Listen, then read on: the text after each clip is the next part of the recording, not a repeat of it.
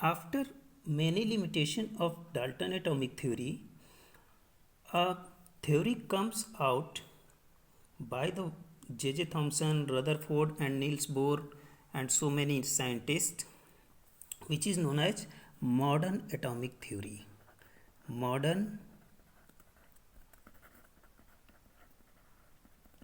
atomic theory.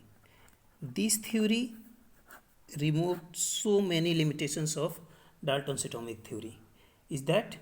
तो modern atomic theory क्या कहता है कि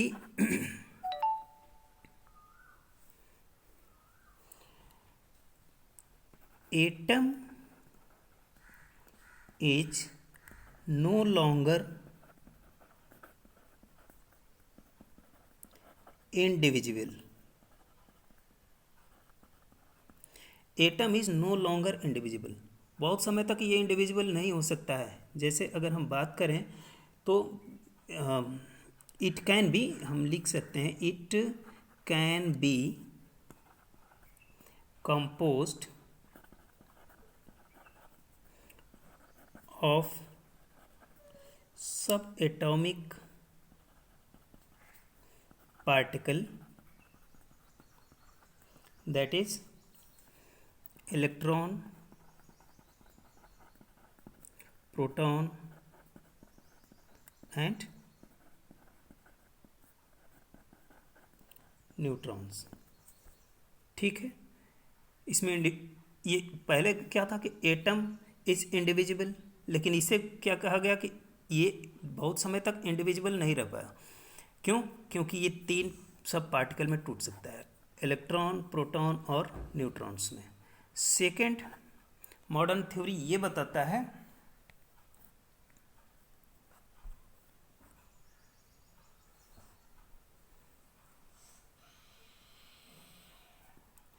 कि all atoms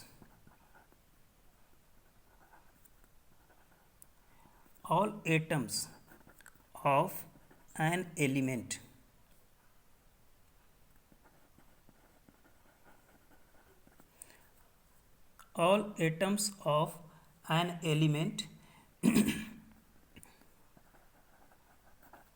may not be क्या सिमिलर, ये सिमिलर नहीं हो सकते हैं। जैसे अगर हम एग्जाम्पल में लेते हैं क्लोरीन की, क्लोरीन, तो क्लोरीन के कहता है all atom of an element में नॉट बी सिमिलर, सिमिलर नहीं हो सकते। जैसे क्लोरीन दो तरह से पाया जाता है। क्लोरीन दो एटॉमिक मास होते हैं क्लोरीन के, कौन कौन? 35 and 37। Means chlorine has 2 atomic mass, that is 35 and 37। Third point हमारा कहता है मॉडर्न एटॉमिक थ्योरी कि atom of the different elements may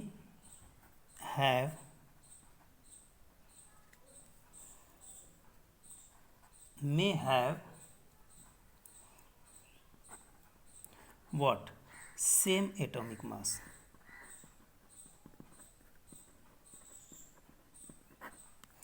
atom of different element, अलग अलग एलिमेंट के भी एटॉमिक मास सेम हो सकते हैं।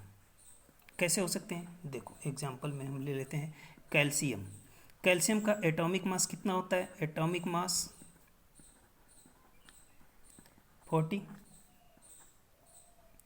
अगर हम ले लेते हैं आर्गन, आर्गन का atomic mass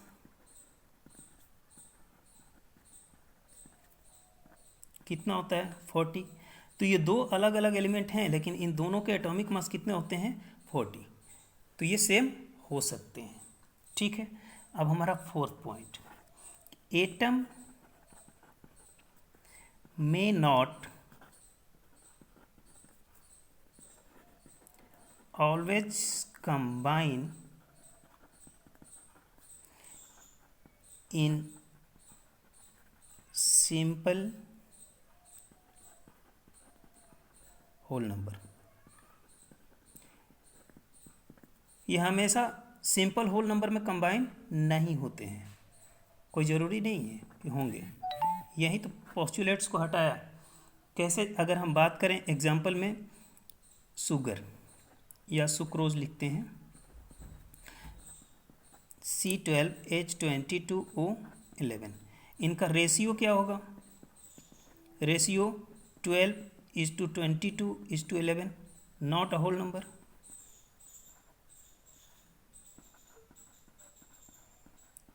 whole number ratio. तो यहाँ से ये लोग सेटिस्फाइड हो जाता है। फिफ्थ पॉइंट कहता है कि एटम इज नो लॉन्गर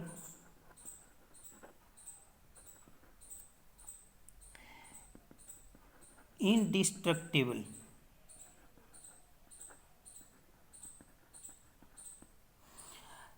ये एटम क्या हो सकता है? लंबे समय तक डिस्ट्रक्टिबल नहीं हो सकता। In many nuclear reactions a certain mass of nucleus is converted into energy to form alpha, beta and gamma rays. Thus atom is no longer indestructible as suggested by the Dalton। जैसा Dalton ने suggest किया था कि इंडेस्ट्रक्टिबल होगा, no longer, लंबे समय तक ये नहीं हो सकता।